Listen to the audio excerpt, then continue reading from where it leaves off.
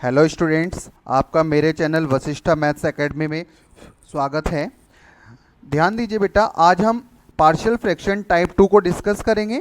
इसमें हम क्या सीखेंगे बेटा, अगर किसी भी फ्रैक्शन में ऊपर भी लीनियर एल्जेब्रिक एक्सप्रेशन हो और नीचे भी लीनियर एल्जेब्रिक एक्सप्रेशन हो लेकिन वो मल्टीप्लाई में हो, तो उन्हें हम कैसे सॉल्व करेंगे।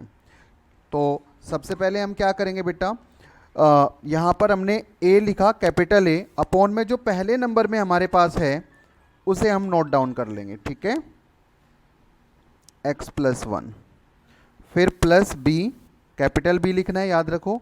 दूसरे नंबर पे आपके पास क्या था, यहाँ पर x प्लस 2 था, तो यहाँ पर x प्लस 2, ठीक है। अब इस तरफ वाला LHS वाले पार्ट में कोई चेंजेस हम नहीं करेंगे, x प्लस 1, x प्लस 2, और इस तरफ हम एलसीएम ले लेंगे।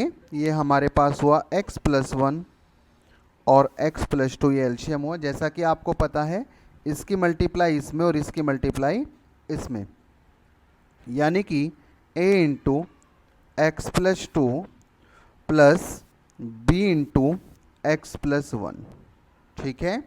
तो आपको मालूम है कि आप क्या करते हो, यहाँ पर नीचे जो x plus 1 x plus 2 product में है वो दूसरी तरफ के x प्लस 1 एक्स प्लस 2 से कट हो जाएंगे, ठीक है बेटा। अब हमारे पास यहाँ पर है x is equal to a x plus 2 plus b x plus 1, ठीक है। अब हम यहाँ पर एक बात नोट करेंगे, मैंने आपको कहा था कि इसमें आपके पास दो टर्म हैं आपके आरएचएस में। किसी एक टर्म को आपको जीरो बनाना होता है, तभी आपके पास, जैसे आपने इस ए वाले टर्म को जीरो बनाया तो आपको बी की वैल्यू मिल जाएगी, जब आप बी वाले टर्म को जीरो बनाएंगे तो आपको ए की वैल्यू मिल जाएगी, ठीक है बेटा। अब हम क्या करेंगे, सबसे पहले मैं इस पर फोकस करता हूँ। यहाँ पर इसमें क्या है, एक्स के साथ 2 प्लस में है, एक्स के साथ क्या प्लस में है बेटा, 2।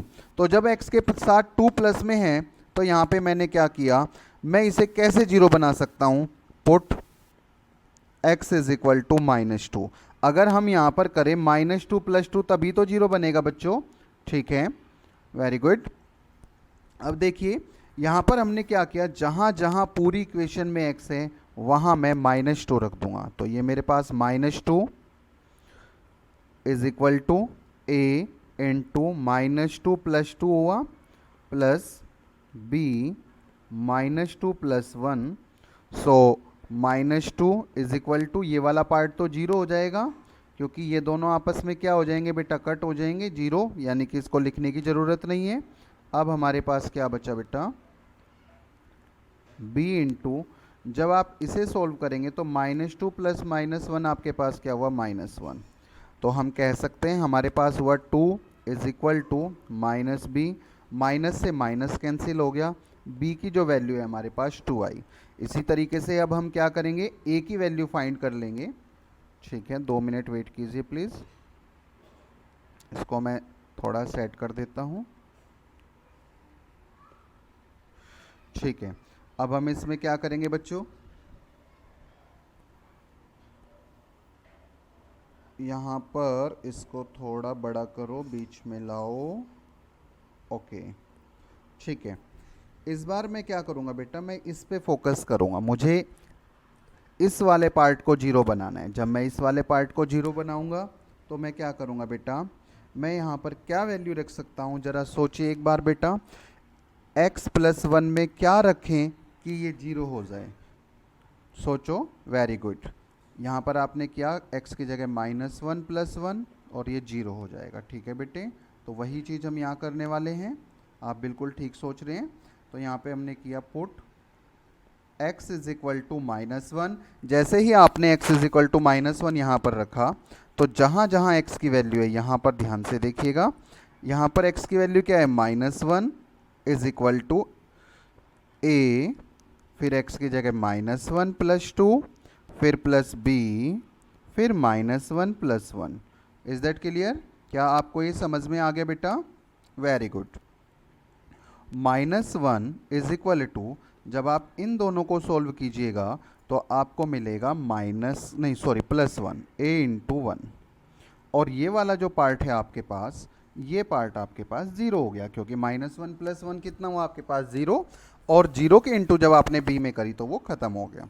तो यहाँ से हमें पता चला कि जो हमारे पास ए की वैल्यू है वो -1 है।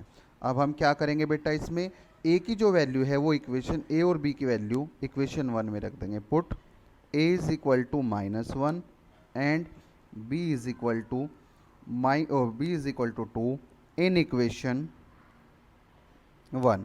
जब आप इसे इक्वेशन 1 में रखेंगे तो भाई अब सवाल ये उठता है कि भाई इक्वेशन 1 कहाँ है। तो चलिए चलिए चलिए वहीं चलते हैं। सबसे पहले जब हम जाएंगे इसमें तो हमने क्या किया बेटा, यहाँ पर हमने देखा कि इक्वेशन 1 जो है हमारे पास ये है जो हमने सबसे शुरू में मानी होती है। ठीक है बेटा, जो हमने सबसे शुरू में मानी होती है। हमने ये क्वेश्चन कहाँ शुरू किया था, हमने ये क्वेश्चन कहाँ पर शुरू किया था, हमने ये क्वेश्चन यहाँ शुरू किया था। तो इक्वेशन 1 हमारे पास क्या होगी, यहीं पर होगी। तो इस इक्वेशन 1 को हमने क्या किया बेटा, यहाँ रखा और इसमें वैल्यूज़ हम पुट कर देंगे। तो हमने देखा बेटा ए की वैल्यू क्या थी हमारे पास -1 अपॉन में x+1, बी की वैल्यू हमारे पास थी 2 अपॉन में x+2। तो यही हमारा आंसर है। ठीक है बेटा, तो यहाँ पर हम लिख देंगे so this is the required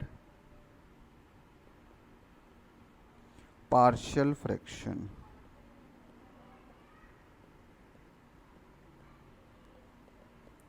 this is the required partial fraction, यही आपके पास पार्शियल फ्रैक्शन है। हाँ तो बेटा स्टूडेंट्स, ये जो है टाइप 2 का ही एक पार्ट है, ये भी टाइप 2 है। चलिए इसे सॉल्व करते हैं। ऊपर भी इसमें लीनियर एल्जेब्रिक एक्सप्रेशन दी हुई है और नीचे भी लीनियर एल्जेब्रिक एक्सप्रेशन दी हुई है, लेकिन वो प्रोडक्ट में दी हुई है। तो जब आप इसे सॉल्व करेंगे तो सबसे पहले आप क्या लिखेंगे इधर, 1/x प्लस फिर b के अपॉन में आप लिखेंगे x+1। जैसे कि हमने पिछले क्वेश्चनों में करा है, एलएचएस को कुछ चेंजेस नहीं करेंगे। x+1, इसमें क्या कीजिएगा, आप एलसीएम लीजिएगा x इंटू में x+1।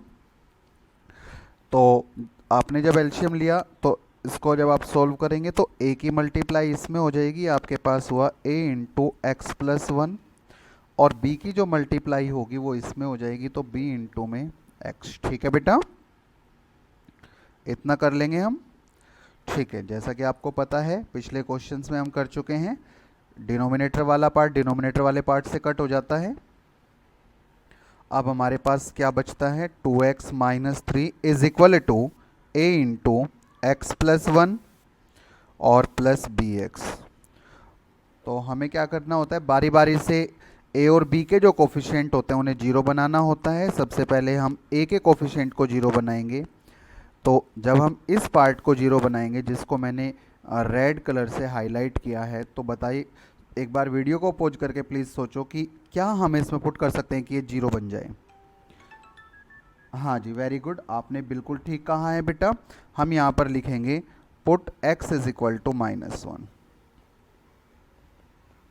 जैसे ही आपने -1 इसमें पुट किया तो ये आपके पास हुआ 2 इंटू -1 -3 a इंटू -1+1 और प्लस b इंटू -1। यानी कि इक्वेशन के हर पार्ट में हम क्या करेंगे, x की वैल्यू -1 पुट कर देंगे। अब हमें आगे रिजल्ट क्या मिलता है, जब आप इन दोनों पार्ट्स को सॉल्व करोगे तो आपको मिला -2 -3 इज इक्वल टू, जब आप इस वाले पार्ट को सॉल्व करोगे तो ये जीरो हो जाएगा, और 0 इंटू ए इसको लिखने की ज़रूरत नहीं है। जब आप इस पार्ट को सॉल्व कीजिएगा तो आपको मिलेगा -b। तो ये जो वैल्यूज़ आपके पास आई इसमें, ये आया माइनस का b इज इक्वल टू -2 और -3 -5, माइनस से माइनस कट हो गया 5 हो गया। बेटा मैं आपको यहाँ पर एक बात बताना चाहता हूँ, जिस समय हम वीडियो रिकॉर्ड करते हैं उस समय हमारा दिमाग बहुत सारी चीज़ों पर वर्क करता है। तो यदि इसमें कोई गलती हो जाए तो प्लीज़ उसको इग्नोर करें, और आपका जो इससे उद्देश्य है इस क्वेश्चन को करने का, सीखने का, बस केवल उसी पे आप ध्यान रखें। ठीक है, चलिए क्वेश्चन को आगे बढ़ाते हैं। इसी तरीके से जैसे हमने इसमें a की वैल्यू फाइंड, b की वैल्यू फाइंड करी है, इसी तरीके से हम इसमें a की वैल्यू फाइंड करेंगे। जब हम इसमें a की वैल्यू फाइंड करेंगे तो इस बार हम क्या करेंगे, इसके अंदर हम क्या करेंगे, b का कोफिशिएंट 0 बनाएंगे। और b का कोफिशिएंट 0 बनाने के लिए आप क्या रख सकते हैं, x की जगह ज़रा सोचिए ज़रा। ठीक है बेटा, वेरी गुड, बहुत अच्छे। तो यहाँ पर आपके पास क्या हुआ, आपने क्या रखा, x की वैल्यू 0 रखी। तो यहाँ पे हमने क्या किया, 2 into 0 -3 is equal to a, फिर 0 + 1, फिर प्लस b इंटू 0। ठीक है बच्चों, वेरी गुड।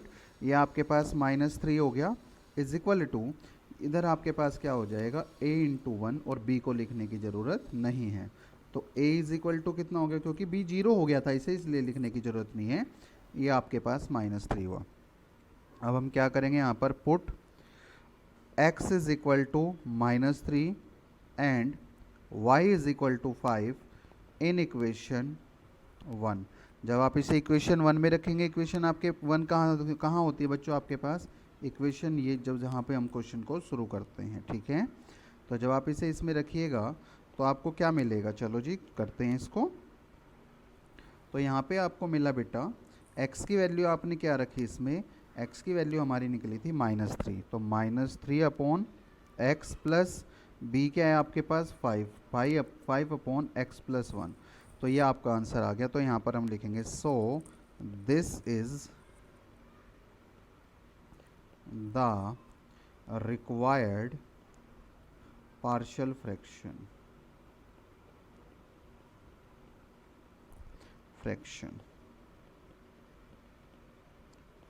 इसी के साथ आपका सेकंड पार्ट कंप्लीट होता है।